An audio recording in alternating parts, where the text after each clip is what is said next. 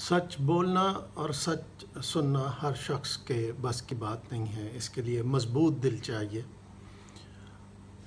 عام یہ وہ نغمہ ہے جو ایک عام ساز پر ایک عام دل پر گایا نہیں جا سکتا.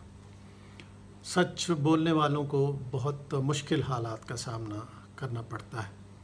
لوگ ان سے کچھ لا تعلق سے ہو جاتے ہیں. مولا کائنات نے حضرت علی علیہ السلام نے کہا، جس کا مفہوم یہ ہے کہ جتنا انسان سچ بولتا ہے اتنا ہی وہ تنہائی کا شکار ہوتا چلا جاتا ہے. لوگ اس سے دور ہونے لگتے ہیں کیونکہ سچ بولنے میں دنیاوی منفعت تو نظر نہیں آتی، یا کم از کم فوری جو حصول ہے مقصد کا وہ نظر نہیں آتا، یا فوری کوئی فائدہ ملتا ہوا نظر نہیں آتا. لوگ سچ بولنے والے سے دور رہنے لگتے ہیں، اس کو اپنے قریب نہیں بٹھاتے، اس کو بات کرتے ہوئے ڈرتے ہیں، کچھ کہتے ہوئے ڈرتے ہیں کہ ایسا نہ ہو کہ اس بات کو وہ آ کے کہہ دے اگر کسی نے پوچھا تو، یا بوقت ضرورت وہ اس کو کہہ سکتا ہے. تو لہٰذا سچ کے سامنے بند باندھے جاتے ہیں. جو کوشش کی جاتی ہے دنیا میں، آپ تاریخ میں بھی دیکھیں اور موجودہ دور میں بھی اگر آپ دیکھیں تو سچ کے سامنے بند باندھے جاتے ہیں کہ کس طرح سچ کو روکا جائے.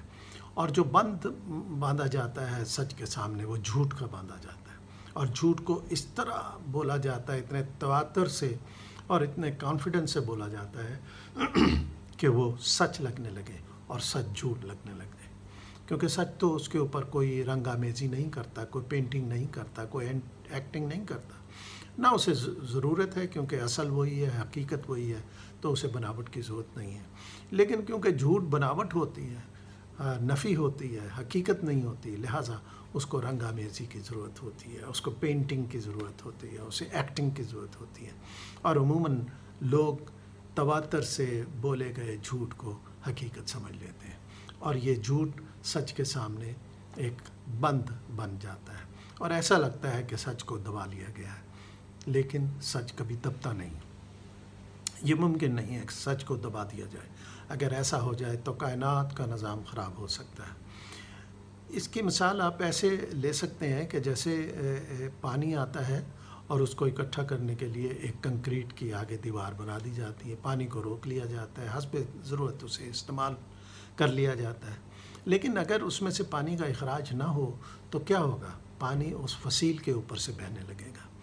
سچ کے سامنے جب جھوٹ کی ایک دیوار باندھ دی جاتی ہے تو سچ مزید مضبوط ہوتا ہے اور وہ اس کا لیول بلند ہوتا چلا جاتا ہے، توانائیاں بڑھتی چلی جاتی ہیں، اور پھر ایک وقت ایسا آتا ہے کہ وہ سچ اس جھوٹ کی دیوار کو گرا دیتا ہے. سچ نے غالب ہی آنا ہوتا ہے. لہٰذا ہمیں کوشش کرنی چاہیے کہ ہم سچ بولیں اور سچ کا ساتھ دیں. اگر ایسا کیا جائے تو معاشرہ اصلاح پذیر ہو سکتا ہے، یقیناً اصلاح یافتہ ہو سکتا ہے.